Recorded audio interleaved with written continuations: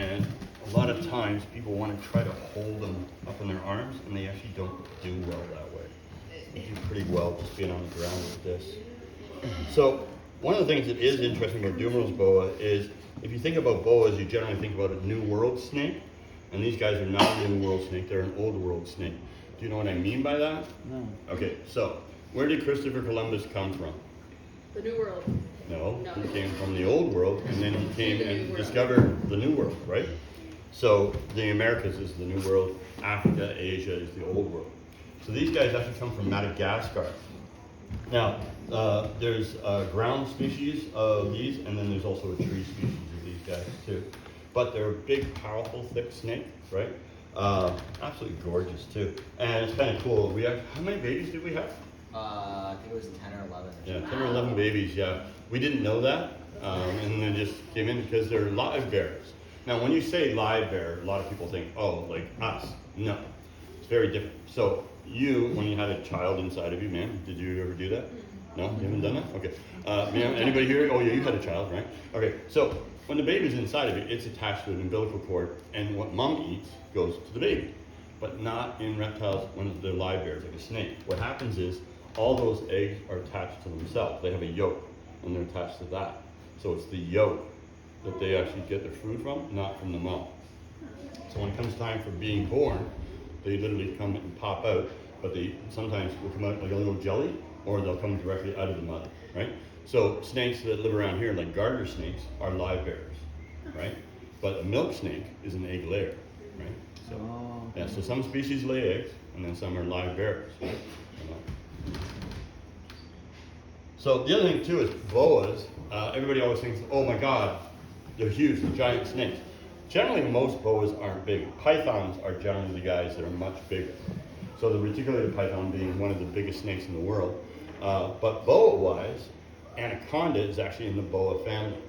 So anaconda happens to be the largest snake by weight, but not by length.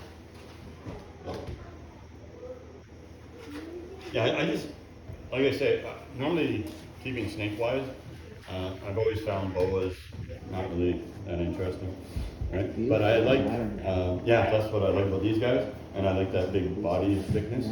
But then, I don't know if you guys saw, there's Amazon tree boas.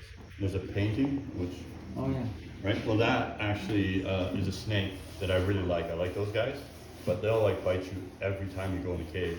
And people are always like, why would you keep a snake that's gonna bite you? And I'm like, do you keep fish? Yeah. Do you take them out and pet them? No, right? Because you still enjoy their beauty, right? So I love the look of that snake, and I just like their face and everything, and I like their attitude too. Just, my hands. Do boas, like, the way they kill their Yeah, and which is also a really bad name. No, they have teeth, right? They don't have fangs, but they have teeth. But boa is a really bad name. Okay? What they should have done was said boa and left the constrictor part right out, right? Because everybody thinks that's the only snake that does that. Milk snake that we just talked about is a constrictor. Constricting is a method in which they kill their prey, right? It's not even a defense. See, that's what a lot of people misunderstood. So we feed dead to all our animals. And people are like, well, why don't you feed a live rat? Wouldn't that be more natural? Well, they're not in a natural state in the first place. Now, I take a rat and I put it in that cage with that snake, and that snake doesn't want to eat. Guess what? That rat becomes the predator. Yeah. And he will then start to like nip down in this area. The next thing you know, he's hit the spine, and that animal's dead. I saw an 18-foot snake die that way. Also, the rat will fight for its life, and so then you run the risk of injuring your animal by live feeding. See, dead animals don't. Well, wait a minute, I shouldn't say that. I have a. You want to hear a snake fight story, real quick? All right. So I used to own my own place. I had this big reticulated python. It was a very old snake, and it had been passed around to a whole bunch of places. And so one night, I said to the guys, I said, hey, we're going to go out, but before we do, let's just check all the cages and everything. So I walked by her cage, and she kind of looked funny, right? She had like a big head, right? But her head was a little tilted, and I was like, okay, what's going on here? So I reached in and I touched her, and she didn't move, and then I touched her again, and then I realized that my big snake had died. Now, I was very sad, but what I said to the guy was, I said, grab her bag, we'll send her for an autopsy. We found out later that she actually just died of old age, right? And her organs had just shut down. She was really old, right? But as I was taking her out, I was sad and I wasn't thinking. So science tells you that if there's more weight this way and less on this side, it makes things move faster. So as I was taking her out, her head's out this way, and I was pulling it like that, and the guy's holding the bag, right? And then all of a sudden it went a little faster than I was expecting and hit the side of the cage, and it pushed her mouth wide open, which then landed on my forearm, which then hit the artery. Yeah. So I was standing there going, no, like this. And I remember this guy that worked for me, his name was Mark. Mark is behind me like this, holding onto my shoulder, going, oh, what do we do? What do we do? I go, go get him out, right? Like this, because my face was red, not from blood, but from embarrassment. Because I'm known as the reptile man, and I just got bit by a dead snake. I am the biggest loser on the face of the earth. Yeah. So, if I see a live snake, I enjoy it for its beauty, but if it's dead, I run. You can't hang around that. Go ahead, pick it up from here, or you want to So, Owen can walk around, let you guys touch the snake. Feel its texture. It's quite a beautiful snake. Dig, dig, dig, dig. You're gonna pet it first. And if you're not interested in touching it, leave. So they're baby.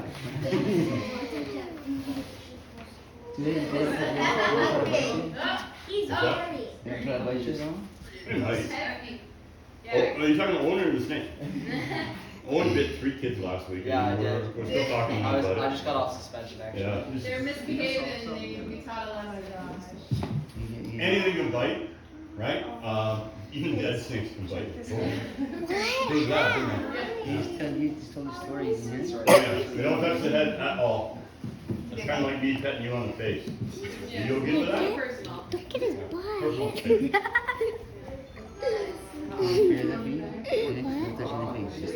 I know. Why would I touch your face? It's gonna.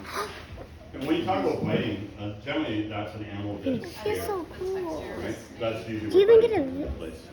Oh wow. You get the video, man. I only bit by I more did. I baby got you. snakes I than I got have you. adult snakes. You Simply didn't because get babies are me. like, they're so scared Yeah. of what they do and they think you're gonna die. Stop it, stop it, stop it.